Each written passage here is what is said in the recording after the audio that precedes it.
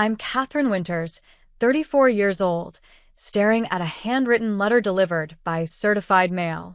My father's familiar, precise handwriting. Don't try coming to the family reunion. 3 years of silence since discovering the secret he'd kept from me my entire life, and this is what he sends. I just texted back a single word. Understood. What Dad didn't know was that I'd already rented the mansion next door to their reunion venue, and I'd invited every single person he'd ever wronged. Family reunions work both ways.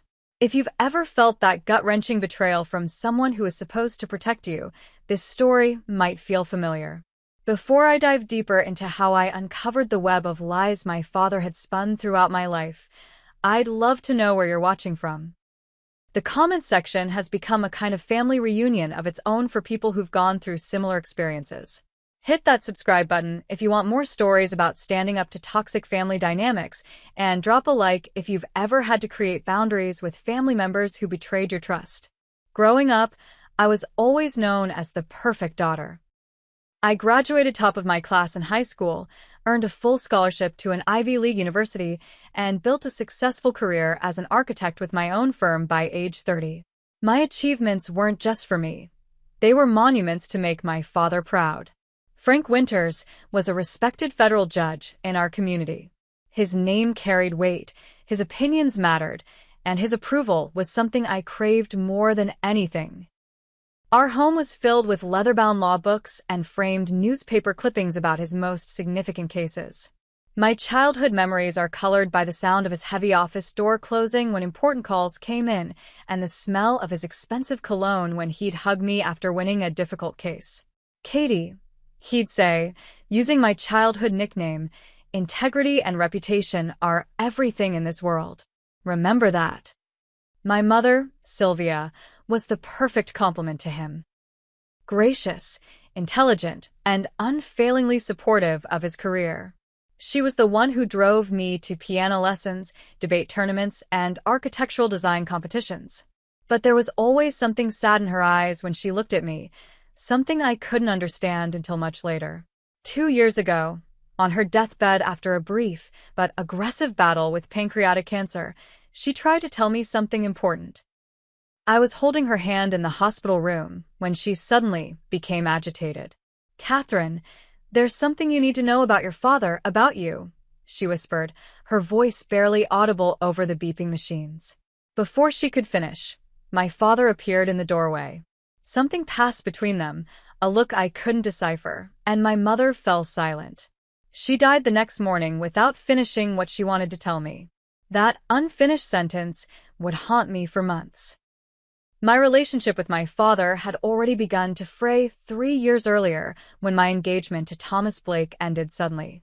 Thomas was perfect on paper, a successful environmental lawyer from a good family. My father had approved wholeheartedly, which made it even more confusing when Thomas broke things off 2 months before the wedding. "I'm sorry, Catherine." "I can't go through with this," he said, refusing to meet my eyes.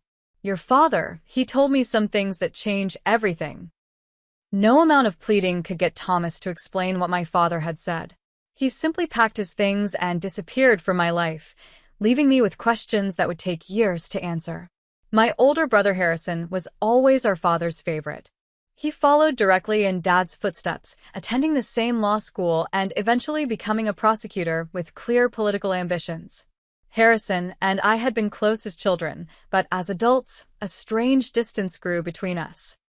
He always seemed to know things about family matters before I did, as if he were part of an inner circle I couldn't access. My younger sister Tiffany was the family rebel, at least that's how it appeared. She dropped out of college to travel, dated people our father disapproved of, and generally lived in opposition to the Winters family values. Which is why it was so strange when, about 4 years ago, she suddenly reconciled with our father. The hostile distance between them vanished overnight, and soon she was attending family functions with a new politeness that seemed entirely out of character. Our annual family reunions at Lake Geneva were elaborate affairs where extended family, colleagues, and influential friends would gather for a week of carefully orchestrated activities. As a child, I loved these reunions, the swimming, the cousins, the sense of belonging to something greater than myself. But in recent years, the atmosphere had grown increasingly tense. Conversations would stop when I entered rooms. My father would pull Harrison aside for private discussions. My cousins seemed to treat me differently, with a strange mix of pity and discomfort. After my mother's death, while sorting through her belongings, I found a small wooden box hidden at the back of her closet. Inside were letters, dozens of them, with no return address. They were written in a feminine hand I didn't recognize, with cryptic messages that made little sense. I dream about her often. Does she have my eyes? Does she know anything? Please send just one photo. These strange discoveries created hairline fractures in the perfect image I had of my family. But it wasn't until I found the medical records that everything shattered completely. Growing up in the Winters household meant appearances mattered more than anything. Our home in the historic district was immaculately maintained. We dressed appropriately for every occasion. We spoke correctly, using proper grammar and vocabulary. We volunteered for the right charities and attended the right church. From the outside, we were the perfect American family, successful, civic-minded, and morally upright. But there were always small discrepancies in how my father treated me compared to my siblings. While he was proud of my achievements, he never seemed to take the same personal pride in them as he did with Harrison's. With Harrison, it was as if his own blood was achieving great things. With me, it was more like admiration for someone else's creation. I dismissed these feelings as insecurity for years, but they were actually my intuition trying to tell me something important. The first real hint that something was seriously wrong came at my college graduation. A woman approached me after the ceremony, staring at me with an intensity that made me uncomfortable. "You look just like her," she said, before my father appeared suddenly, steering her away with a firm grip on her elbow. When I asked him who she was, he dismissed it as a confused stranger. "Just someone who thought you were someone else, Catherine. It happens." But the look in his eyes told me it was more than that. It was the same look he had when addressing witnesses he knew were lying in his courtroom. I just didn't know then that I was the one being cross-examined by life itself, with crucial evidence being withheld. The summer after my mother died, I decided to finally clean out our family's storage unit. My father had been putting it off, and with both Harrison and Tiffany conveniently too busy, the task fell to me. The unit was packed with furniture, old sporting equipment, holiday decorations, and dozens of cardboard boxes filled with papers. I worked methodically, sorting through decades of my family's life. In the back corner, behind my father's old law school trunks, I found a small fireproof safe. The combination was my mother's birthday. My father always used important dates as his passwords, a habit I found both endearing and predictable. Inside the safe were birth certificates, marriage licenses, property deeds, and a sealed manila envelope with my name written on it. The envelope contained medical records, but not the kind I expected. There was a birth certificate with my birth date, but with different parents listed, Diana and Michael Reynolds. There were adoption papers signed by my parents when I was 6 months old. And most disturbingly, there were court transcripts showing that Diana and Michael Reynolds had been witnesses in a major corruption case my father had presided over early in his career. My hands shook as I read through the documents. Everything I thought I knew about myself was a lie. I wasn't Catherine Winters, daughter of Frank and Sylvia. I was someone else entirely. I drove straight to my father's house, the papers clutched in my hand. He was in his study, reading glasses perched on his nose as he reviewed a legal brief. When he saw what I was holding, his face changed, not with shame or regret, but with cold anger. "Where did you find those?" he demanded, standing up. "Does it matter? Were you ever going to tell me?" His response chilled me to the bone. It was necessary to protect the family name. Those people were criminals. We gave you a better life than they ever could have. Those people were my parents. My real parents. "We are your real parents," he said sharply. "We raised you. We educated you. We made you who you are." Who am I, then?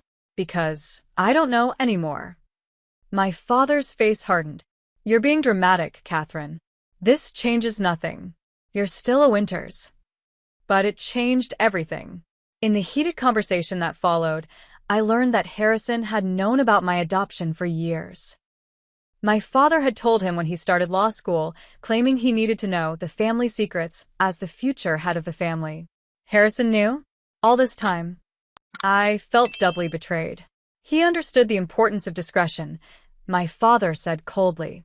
The revelation explained so many things. The strange looks, the whispered conversations, the woman at my graduation.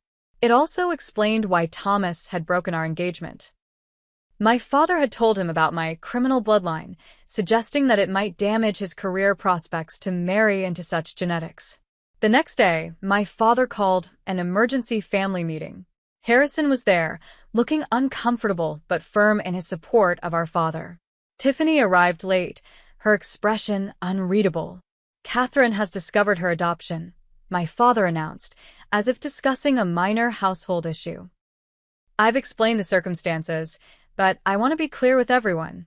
This information does not leave this room. The family reputation must be protected. I couldn't believe what I was hearing. Protected from what? From me? From the truth. From unnecessary complications, my father replied. Your biological parents were involved in criminal activities. It would reflect poorly on all of us if this became public knowledge. That's not true, I said, though I had no evidence either way at that point. And even if it were, I have a right to know who I am. Harrison cleared his throat. Katie, Dad's right. Think about his position. Think about my career. This kind of scandal could damage us all. I turned to Tiffany, hoping for support, but her response shocked me even more. I've known for years, she admitted. Mom told me when I was 19. And you never told me? I felt like I was drowning. She shrugged. Why would I? Dad made it clear that my inheritance depended on certain loyalties. That was the moment I truly became estranged from my family. I walked out of that house and didn't speak to any of them for months. The depression that followed was debilitating. My identity had been erased and rewritten without my knowledge or consent. Who was I if not Catherine Winters? What parts of me were real, and what parts were constructed to fit into the Winters family mold? Therapy helped, but what helped more was anger. Anger at being lied to. Anger at being treated as a potential liability rather than a person with rights to her own history. Anger at a father who claimed to love justice, but had denied it to his own daughter. That anger eventually gave me purpose. I would discover the truth about my biological parents, regardless of what my father wanted. 6 months after discovering my adoption, I hired Marcus Jenkins, a private investigator with a reputation for discretion and thoroughness. I gave him the limited information I had: my biological parents' names, the court case they had been involved in, and my original birth certificate. This won't be easy, Marcus warned me during our first meeting in his cramped office downtown. These records are old, and if your father wanted them buried, he had the connections to do it properly. I don't care how hard it is, I told him. I need to know the truth. 2 weeks later, Marcus called with his first breakthrough. Your biological parents weren't criminals, he said, his voice tight with controlled anger. They were witnesses in a corruption case involving several local officials and a construction company. Your father was the judge. Then why did he tell me they were criminals? That's where it gets interesting, Marcus said. The transcripts I found show that their testimony was crucial to the case. But after they testified, there's almost no record of them. It's like they disappeared. Over the next several months, Marcus uncovered more pieces of the puzzle. My biological mother, Diana Reynolds, was still alive, living under a different name in a small town 3 states away. My biological father had died in a car accident when I was 12. An accident that had some suspicious elements that were never fully investigated. Most shocking of all, I discovered that my father had deliberately separated me from my biological family as part of a deal to win his high-profile case. Diana and Michael Reynolds had been placed in witness protection after testifying, but their baby, me, had somehow been removed from their care and placed with the Winters family instead. There's no legal adoption trail that makes sense, Marcus explained. The paperwork exists, but the process wasn't followed. It looks like your father used his connections to essentially take you from your biological parents. But why? Why would he want me? Marcus shook his head. That's still unclear. But it seems your biological mother has been searching for you for years.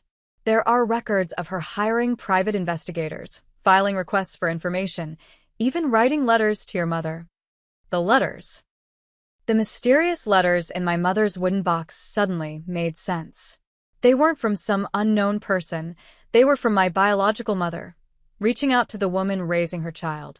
As Marcus dug deeper, we discovered other victims of my father's judicial misconduct.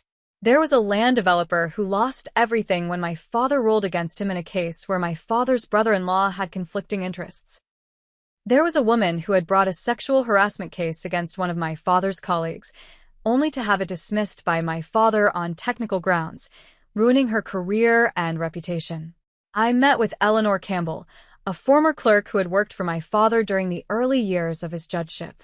We met at a quiet cafe on the outskirts of town, and she was clearly nervous, constantly checking the door as if expecting someone to burst in. "Your father was brilliant," she told me, her fingers fidgeting with her napkin. But he didn't believe the rules applied to him. He thought his intelligence and position gave him the right to decide what justice should look like, regardless of the law. "Did you know about me? About my adoption?" Eleanor nodded slowly. "There were rumors.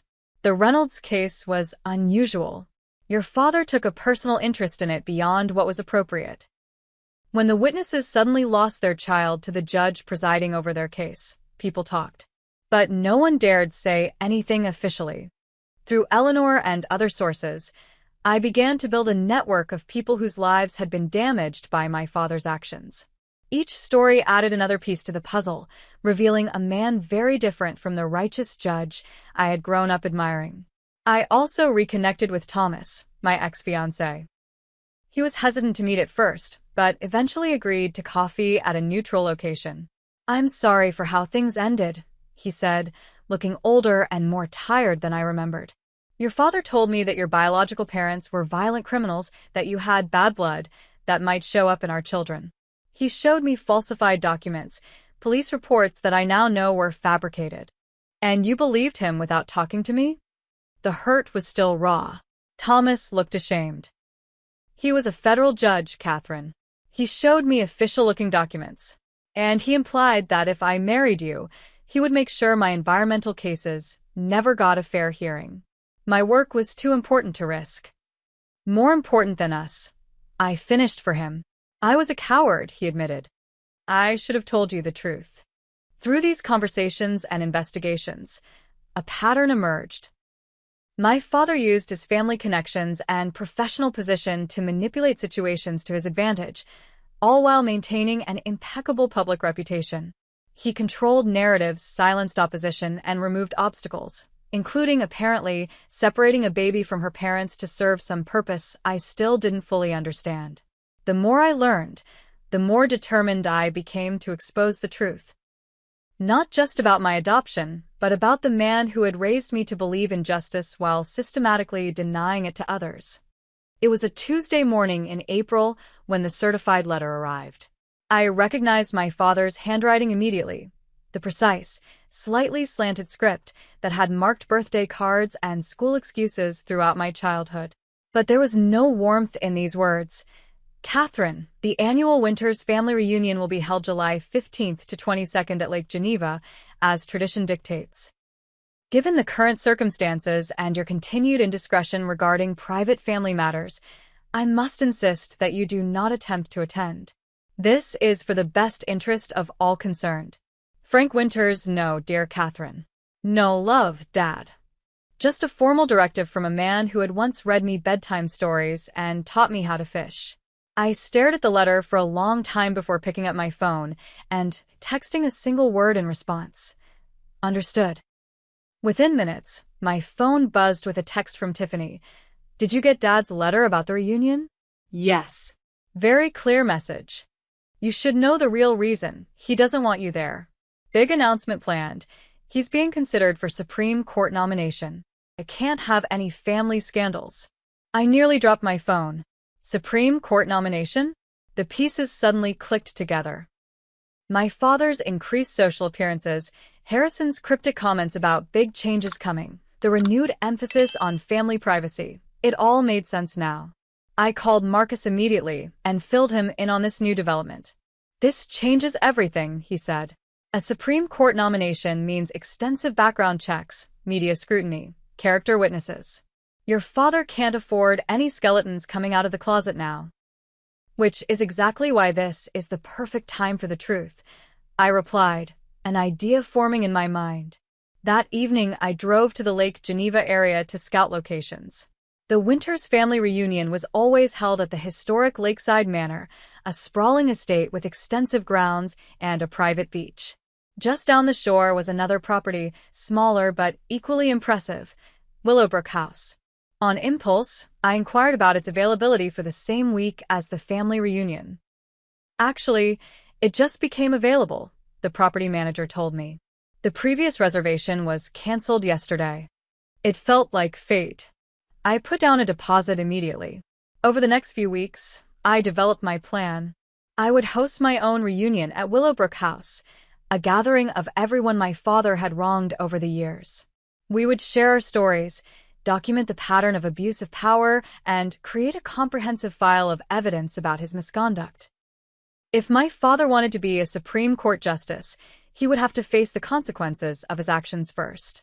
The most important invitation went to Diana Reynolds, my biological mother.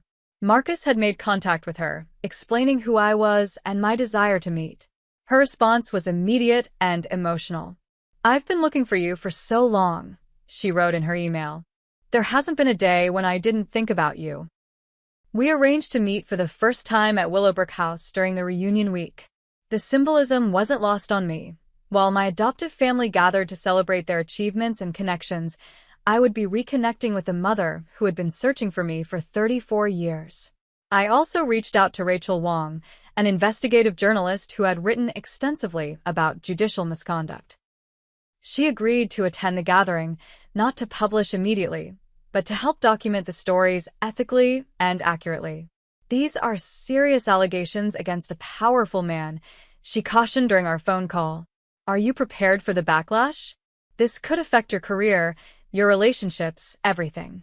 "My entire life has been built on lies," I told her. "I'm ready for some truth, whatever the cost."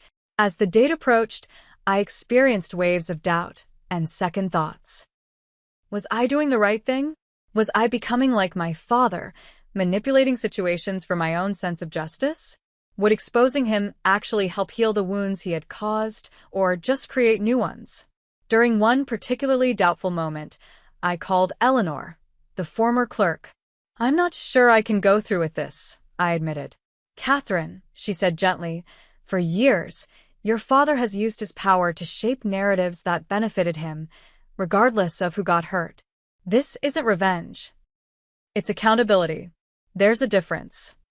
Her words strengthened my resolve. This wasn't about hurting my father. It was about giving voice to those who had been silenced, including myself. In the final days before the reunion, I received unexpected support from my biological family members, cousins, aunts, and uncles I had never known existed. They sent emails, cards, and even family photos helping me piece together the heritage that had been kept from me. "We always knew about you," wrote my biological mother's sister, Aunt Maggie. "Diana never gave up hope of finding you. We've kept a place for you in our hearts all these years." Their messages validated my experience in a way therapy never could. I wasn't crazy for feeling like I didn't belong in the Winters family. I wasn't ungrateful for wanting to know my true origins. I was simply a human being seeking the truth about my own life, a right my father had denied me for 34 years. I wonder if you've ever had that moment of clarity when you realize the path forward, though difficult, is absolutely necessary? When you're watching this, maybe pause for a moment and think about times you've had to make tough choices to protect your own truth. Those decisions shape us, don't they? They're the moments that define who we really are beneath all the expectations others place on us. If this resonates with you, leave a comment about a time you had to stand up for your truth. Let's continue with what happened next, because believe me, Things were about to get very interesting at Lake Geneva. July 15th arrived with perfect summer weather, sunny skies, a gentle breeze off the lake, and temperatures in the mid-70s. From the upstairs window of Willowbrook House, I could see the activity at Lakeside Manor next door. Caterers unloading vans, staff setting up tables on the lawn, and the first arrivals of the Winters family. My aunt and uncle from Boston, cousins from Seattle, my father's colleagues, and their families. I had spent the previous 2 days preparing Willowbrook House with the help of Marcus and a small team of trusted friends. The large sunroom had been set up with comfortable seating arranged in a circle to facilitate conversation. The dining room held a long table for shared meals. Each bedroom was prepared for guests who would be staying overnight. Security cameras had been discreetly installed around the property perimeter, not for surveillance, but for safety, given the sensitive nature of our gathering. "Your father's car just arrived," Marcus informed me, checking the security feed on his tablet. "Harrison's with him." I nodded, feeling surprisingly calm. "Let me know when Tiffany gets there." The first guests to arrive at Willowbrook were Eleanor and 2 other former employees of my father. They seemed nervous but determined, bringing folders of documents and notes they had kept over the years. "I never thought I'd have the courage to speak about this," admitted Robert, a former bailiff. "Your father seemed untouchable." By noon, the house was filling with people. The land developer who had lost everything, the woman from the sexual harassment case, former clients who had suffered from my father's biased rulings, and even a few extended family members who had their own stories of Frank Winters' manipulation and control. At 2 o'clock, a silver sedan pulled into the driveway. Marcus squeezed my shoulder supportively. "That's her." Diana Reynolds was a slender woman in her mid-50s, with the same green eyes I saw in the mirror every morning. She stepped out of the car hesitantly, scanning the house as if she couldn't quite believe she was there. I met her on the front porch, both of us too emotional to speak at first. When she finally reached out to touch my face, her hand trembled. "Catherine," she whispered. "My baby girl." We embraced, 34 years of separation collapsing in an instant. It wasn't a magic solution to all the questions and pain, but it was a beginning. The start of a relationship that should never have been interrupted. Inside, Diana shared her story with the group. She and my biological father had witnessed corrupt officials accepting bribes from construction companies. When they reported it, they were pulled into a complex legal case presided over by Judge Frank Winters. "We were placed in witness protection after testifying," she explained, her voice steady despite the obvious pain. "But when we arrived at our new location, we were told there had been complications with bringing our baby, you, Catherine. Officials said you would be placed with a foster family temporarily." She wiped away tears before continuing. "That temporary placement turned permanent. Every inquiry was blocked. Every appeal denied. We were told if we pursued it, we would lose our protection status and be exposed to the people we had testified against." "Did you ever discover why?" Rachel, the journalist, asked. Diana nodded. "Years later, through a sympathetic marshal, we learned that Judge Winters had personally intervened, claiming that returning a child to witnesses who might still be in danger was not in the child's best interest. He used his authority to essentially steal our daughter under the guise of protecting her." As the afternoon progressed, more stories emerged, each revealing another aspect of my father's abuse of power. Patterns became clear. His selective application of justice, his use of family and social connections to further his ambitions, his ruthless elimination of obstacles to his advancement. Around 4 o'clock, my phone buzzed with a text from Tiffany. "I'm not going to Dad's reunion. Can I come to yours instead?" I hesitated only briefly before responding. "Yes." Side door. "Come alone." 30 minutes later, Tiffany slipped into Willowbrook House, looking uncomfortable but determined. The room fell silent as she entered. "I know most of you have no reason to trust me," she said, addressing the group. "But I've been gathering evidence of my father's corruption for years." She opened her laptop and shared a stunning revelation. She had never actually reconciled with our father. Her apparent capitulation had been a strategic move to gain access to information. After Mom told me about Catherine's adoption, I started noticing other things. Phone calls Dad didn't want overheard, files he kept locked away, connections that seemed too convenient. I played the role of dutiful daughter while documenting everything. Tiffany had compiled financial records showing suspicious patterns, emails with concerning content, and recordings of conversations where my father discussed using his position to influence outcomes. "Why didn't you tell me?" I asked her privately as others reviewed her evidence. "I couldn't risk it," she admitted. "You're a terrible liar, Catherine. Dad would have seen through you in an instant." I needed him to believe I was on his side. By early evening, word of our gathering had begun to spread. A few local reporters arrived, attracted by rumors of a counter-reunion, challenging the narrative of the respected Judge Winters. They were politely but firmly kept outside the property lines, but their presence signaled that our private reckoning was becoming public. From the back patio, I could see increased activity at Lakeside Manor. Cars were arriving for what appeared to be a formal dinner, probably the event where my father would announce his Supreme Court nomination. My stomach churned with anxiety as I realized the confrontation I had been planning was now imminent. There would be no going back after this. Whatever happened in the next few hours would permanently alter my relationship with my adoptive family and potentially change the course of my father's career. Diana found me on the patio, watching the lights come on at Lakeside Manor as dusk approached. "Are you sure you want to do this?" she asked gently. "No one would blame you if you decided it was too much." I considered her question seriously. If it was just about me, about what he did to me, maybe I could let it go. But it's not. It's about all these people whose lives he damaged while presenting himself as a champion of justice. Someone has to hold him accountable.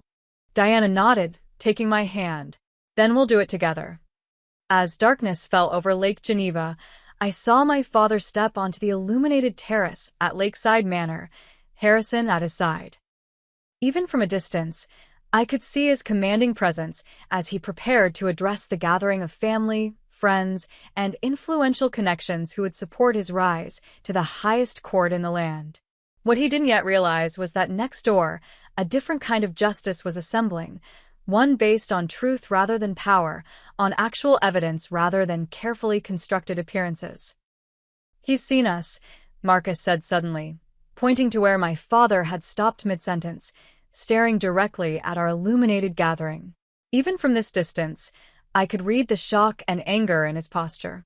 He handed his glass to Harrison and stepped away from his guests, pulling out his phone. Seconds later, my phone rang. After 3 years of silence, my father was calling. I took a deep breath and answered. "What do you think you're doing?" he demanded, his voice ice-cold. "Hosting a family reunion," I replied calmly. "Just not the family you chose for me." 20 minutes after that phone call, my father's Mercedes pulled into the Willowbrook house driveway, followed by Harrison's Range Rover. I met them at the front door, Diana standing supportively beside me. My father stopped short when he saw her, the color draining from his face. "Diana Reynolds," he said, his voice barely audible. "Hello, Frank," Diana replied with remarkable composure. "It's been a long time." Harrison looked confused, glancing between Diana and me, clearly noting the resemblance. "Dad, what's going on? Who is this woman?" "This is my biological mother," I told him. "The woman whose baby was taken away so that Judge Frank Winters could have a daughter." My father's expression hardened. "This is absurd. You're creating a spectacle based on misunderstandings and half-truths." "Then you won't mind coming inside to clear things up," I suggested, stepping aside to let them enter. The living room fell silent as my father walked in, his commanding presence momentarily intimidating even those who had come to speak against him.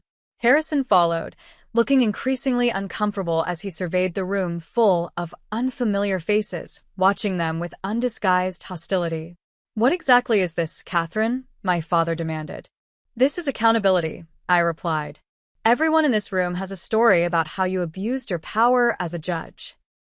How you manipulated the legal system for personal gain. How you sacrificed justice for advancement." My father's laugh was dismissive. These are serious allegations from a group of disgruntled individuals with personal grudges. If anyone had actual evidence of judicial misconduct, they would have filed formal complaints. Many did. Eleanor stepped forward. Those complaints mysteriously disappeared or were dismissed by her colleagues and friends in the system. I gestured to the table where we had arranged the evidence gathered over months of investigation. Bank records showing suspicious deposits coinciding with certain rulings. Witness testimonies. Internal memos. Communications that demonstrate pattern and practice of misconduct. And most damning of all, the falsified adoption papers that allowed you to separate me from my biological parents. Harrison picked up one of the files, skimming its contents with growing alarm. Dad, what is this? Is this true? My father's facade began to crack. Harrison, this is a manufactured scandal designed to damage my reputation at a crucial moment. These people have coordinated their stories to create the appearance of impropriety where none exists. That's not true, Diana interjected firmly. You used your position to take my baby because you and your wife couldn't have more children after Harrison. You wanted a daughter, so you took mine. The revelation hit Harrison visibly. He turned to our father. Is that why we suddenly had a sister? You always said Catherine was a blessing after Mom's difficulties. Your mother had multiple miscarriages, my father admitted reluctantly. We wanted another child. The Reynolds baby was going into the system anyway, with her parents entering witness protection. We gave her opportunities she never would have had otherwise. You stole her, Diana said, her voice breaking. You stole my daughter and told me she was better off without me. Other voices joined in, people stepping forward to share their experiences with Judge Frank Winter's particular brand of justice. The land developer explained how my father had ruled against him in a case where my father's brother-in-law stood to profit. The woman detailed how her sexual harassment case had been dismissed on procedural grounds because the accused was my father's golf partner. As the stories mounted, my father's composure deteriorated. His attempts to discredit each speaker became increasingly desperate. This is all circumstantial, he insisted. Nothing here would stand up in court. Perhaps not individually, Rachel the journalist noted. But collectively, they establish a clear pattern that would certainly interest the Senate Judiciary Committee considering your Supreme Court nomination. At the mention of the nomination, my father's expression changed. For the first time, I saw fear in his eyes. Catherine, he said, his voice suddenly conciliatory, we should discuss this privately. I understand you're upset about the adoption. Perhaps I should have handled it differently. But bringing all this up now, in this way, serves no constructive purpose. It serves the purpose of truth, I replied. Something you taught me to value, ironically enough. I've always tried to do what's best for this family, he insisted. Everything I've done has been to build a legacy, to create opportunities for you and Harrison. At what cost? I asked. At the cost of other people's lives and futures?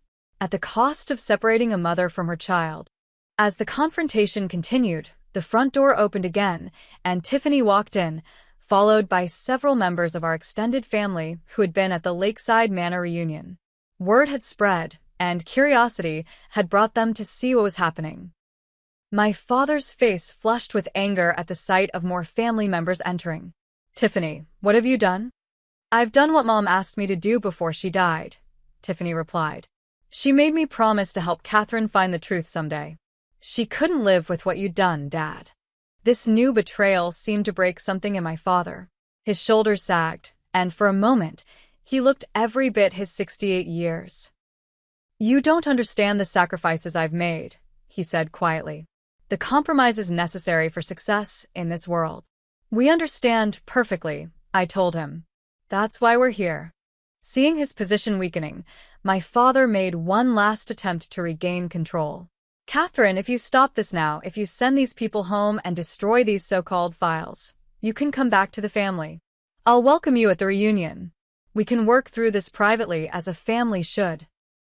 The offer hung in the air, tempting in its simplicity. How easy it would be to accept, to return to the fold, to be Catherine Winters again, without complication. But it would mean bearing the truth once more, becoming complicit in my father's system of selective justice. No, I said finally. I won't be silenced again. At that moment, camera flashes illuminated the windows. The reporters outside had grown in number, drawn by the unusual spectacle of prominent family members arriving at the competing reunion. "This is going to come out, Dad," Harrison said, his voice heavy with realization. "All of it." My father looked at him sharply. "You're my son. You stand with me." Harrison shook his head slowly. "I'm an officer of the court. I can't stand with this." As the reality of his situation became clear, my father made one last desperate play. "Catherine, think about what you're doing. This won't just affect me. It will affect Harrison's career, the family name, your own reputation. Once you start this, there's no going back." I felt a strange calm as I replied, "I know, but some things are more important than reputation. You taught me that integrity is everything in this world. It's time I lived by that lesson." The confrontation lasted well into the night, with more family members arriving as word spread. The careful narrative my father had constructed over decades unraveled thread by thread as more stories emerged, more evidence was examined, and more truth was spoken aloud. By midnight, Rachel and several other journalists had enough information to begin writing their stories. My father left without further conversation, Harrison following him after a long, conflicted look back at me. The Supreme Court nomination announcement never happened that night at Lakeside Manor. As the house finally quieted, with most guests retired to their rooms or departed, I sat alone on the back patio, emotionally exhausted but strangely at peace. Diana joined me, wrapping a blanket around my shoulders against the cool night air. "Are you okay?" she asked. "I don't know yet," I answered honestly. "But I think I will be." The water of Lake Geneva lapped gently at the shore, a constant, soothing rhythm that had witnessed generations of family dramas, secrets, and reconciliations.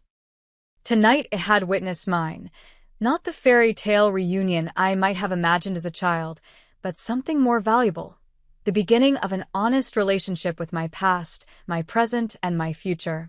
The morning after the confrontation, I woke to text messages from Harrison. "Dad's nomination has been withdrawn. Internal investigation being opened. We need to talk." The next few weeks unfolded in a blur of consequences and adjustments. As predicted, the story made headlines. Federal judge's Supreme Court nomination derailed by adoption scandal and allegations of misconduct. My father took a leave of absence from the bench pending investigation.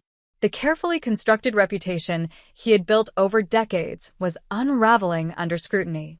Harrison came to see me at my apartment a week after the reunion. He looked tired, the confident prosecutor replaced by a man questioning everything he had believed about his family. "I should have told you when I found out," he said, sitting awkwardly on my couch. "I convinced myself I was protecting you, but I was really protecting him. And myself." "Why did you go along with it for so long?" I asked. He sighed heavily. "I idolized him. Everything I am is modeled after him." Admitting he was capable of what he did to you, to Diana, it meant admitting that my entire life was built on something corrupt. And now I'm trying to figure out who I am without his shadow. He looked at me directly. "I'm sorry, Catherine. I failed you as a brother." His apology wasn't enough to heal the breach immediately, but it was a beginning. We agreed to meet regularly, to rebuild our relationship on more honest ground. My relationship with Diana developed slowly, both of us aware that we couldn't simply erase 34 years of separation. She introduced me to my biological extended family. Aunts, uncles, cousins I had never known. They welcomed me with an openness that was both touching and overwhelming. "You have her laugh," my biological uncle told me during a family dinner. "When you laughed just now, it was like hearing Diana 30 years ago." These small connections, shared mannerisms, similar tastes, familiar expressions, helped ground me in my new understanding of myself. I wasn't starting from zero. I was reclaiming parts of my identity that had been there all along, hidden beneath the Winters family veneer. Professionally, the fallout was mixed. Some clients distanced themselves from my architecture firm, uncomfortable with the publicity or loyal to my father's connections. Others specifically sought me out, impressed by my stand for truth. I lost some projects but gained others, ultimately emerging with a practice more aligned with my values. Tiffany moved in with me temporarily, while sorting out her next steps. Our shared experience of discovering our father's true nature created a new bond between us. Late-night conversations over wine revealed how differently we had each responded to the same family dynamic, me by seeking approval through achievement, Tiffany through rebellion, and then calculated observation. "I always thought you were the lucky one," she confessed one evening. "Dad's perfect daughter, the one who could do no wrong. I never realized you were just as trapped as I was, just in a different way." By December, the initial media storm had calmed. The investigation into my father's judicial conduct continued, but at a pace that suggested thoroughness rather than urgency. My life had found a new rhythm, still complicated, but authentic in a way it had never been before. For Christmas, I hosted a gathering that would have been unimaginable a year earlier. Diana and her family, Harrison and his wife, Tiffany, Thomas, with whom I had established a cautious friendship, and several friends who had supported me through the upheaval. It wasn't a traditional family holiday, but it was genuine. No facades, no unspoken secrets, no performances of perfection. In January, I received a letter, not certified this time, just a plain envelope with my father's handwriting. I let it sit unopened on my counter for 3 days before finding the courage to read it. "Catherine, words seem inadequate after all that has happened. I'm sorry, cannot begin to address the harm I have caused you and many others. But I am sorry, more deeply than I can express. The investigations have forced me to confront truths about myself that I had successfully avoided for decades. The man I became was not the man I intended to be when I first put on a judge's robe. Somewhere along the way, I began to believe that my position entitled me to shape the world according to my vision of right, regardless of the means. Taking you from your biological parents was the first major compromise of my principles. Sylvia and I had suffered through multiple miscarriages after Harrison. When I saw the opportunity to give us the daughter we desperately wanted while protecting a child from what I told myself was an uncertain future, I convinced myself it was justice. That first corruption of my ethics made the others easier. I do not expect forgiveness. I do not deserve it. But I would like the opportunity to speak with you in person if you are willing. There are things I should tell you face to face. Your father, Frank, after considerable thought, I agreed to meet him at a neutral location, a quiet restaurant halfway between our homes. He looked older, diminished somehow without the power and position that had defined him for so long. Our conversation was difficult, painful, but necessary. He answered questions honestly, for perhaps the first time in our relationship. He acknowledged the full extent of his actions without excuses or justifications.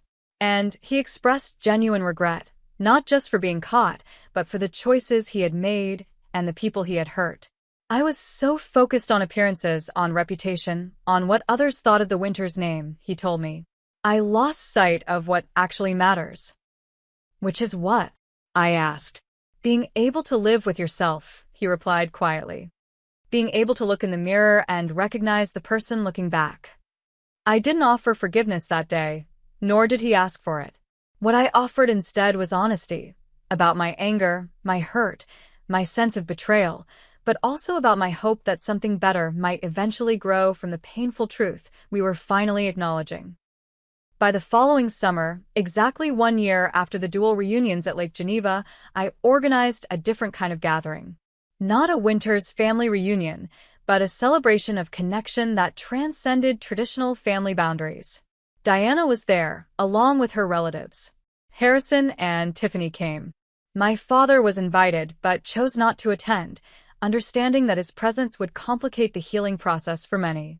Friends who had become family through their support were welcomed. Even some of the people who had shared their stories of my father's misconduct came, no longer defined by victimhood, but by their courage in speaking truth to power.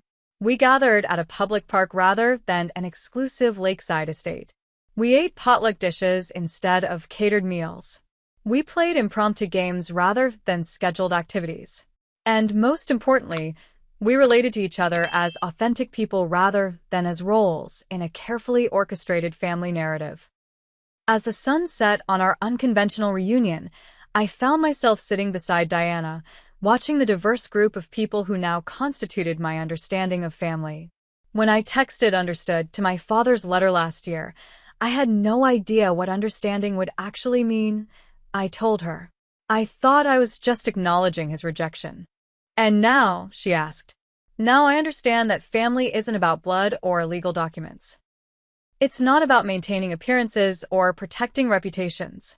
It's about truth, support, and genuine connection, even when it's messy. Especially when it's messy. Diana smiled, taking my hand in hers. That's worth celebrating. As I watched the people I loved laughing and talking together under the summer sky, I felt a sense of completeness that had eluded me my entire life. The journey to this moment had been painful, complicated, and at times overwhelming. But it had led to something real, a life built on truth rather than convenience, on authentic connections rather than obligatory roles. I had lost the perfect family of my childhood, but I had gained something far more valuable, the understanding that perfection was never the point.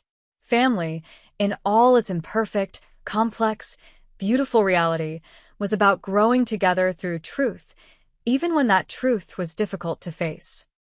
Has a family secret or betrayal ever forced you to redefine what family means to you? I know firsthand how difficult but ultimately liberating that journey can be. If my story resonated with you, please hit that like button to help others find it too. Subscribe to hear more stories about standing up for truth and creating authentic relationships even after betrayal. I read every comment, and I'd love to hear about your own experiences with family karma or how you've rebuilt after discovering family secrets. Thank you for listening to my journey, and remember, sometimes the family we choose or rebuild can be more genuine than the one we're born into. Your story matters too, and I hope you'll share it below.